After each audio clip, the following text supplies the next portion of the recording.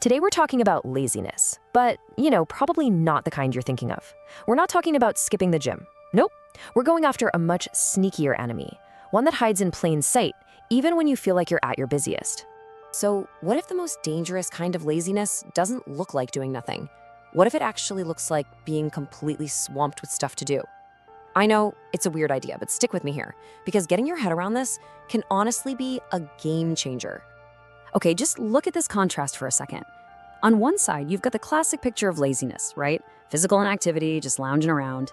But on the other side, that's where mental laziness lives. It's hiding behind all that activity, the endless scrolling, just reacting to notifications, gobbling up content without a single thought.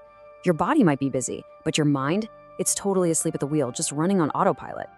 And that is exactly why we're calling this the enemy in disguise. See, it's not some big, loud, obvious threat. It's this quiet little habit that pretends to be comfort or your daily routine or even just you being realistic about the world. So let's get really clear on what we mean here.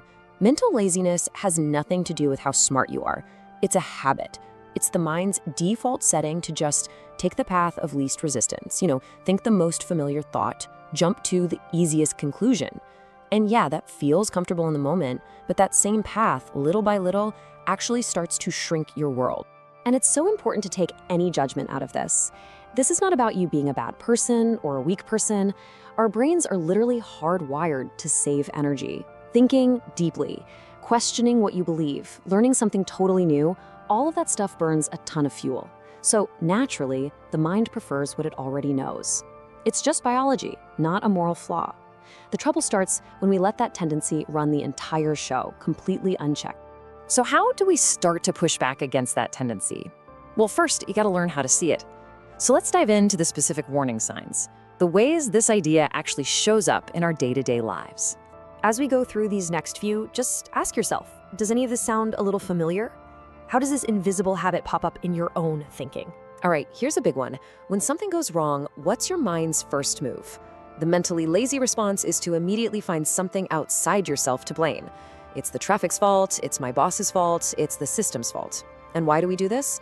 Well, because self-reflection is hard work. It's uncomfortable. It means looking inward and taking ownership, and that takes mental energy. Blame is just the easy way out. We do the exact same thing with our feelings. We just slap a simple label on a super complex emotion. I'm bored, I'm tired, I'm just not motivated. And then we just leave it at that. These labels are emotional shortcuts. They end the conversation with ourselves. A curious, engaged mind asks, wait, why? Why do I feel bored right now? But a lazy mind, it just accepts the label and moves on. Think for a second about your information diet. Are you just absorbing, or are you actually applying anything? Are you just watching, or are you creating? See, when we only consume, our mind becomes less of a tool and more of a storage unit. And over time, that passivity just dulls our critical thinking and slowly chips away at our confidence in our own ideas. And listen for this phrase. You'll hear it from others, maybe even from yourself. Well, that's just how life is. Or maybe it sounds like it's too late for that, or people like us can't do things like that. It sounds so reasonable, so grounded, right? But here's the thing. That phrase, that's just how life is, it's usually not realism. It's a defense mechanism. It's fear. Fear of failure, fear of discomfort, fear of the unknown, all dressed up in the respectable clothes of logic. Mental laziness will always prefer the certainty of a small, limited reality over the messy, uncomfortable possibility of actually growing. And this constant choice for comfort, it isn't free. There's a real price we pay for always taking the easy mental path. Let's take a look at the high cost of all that comfort. This breakdown really shows the damage.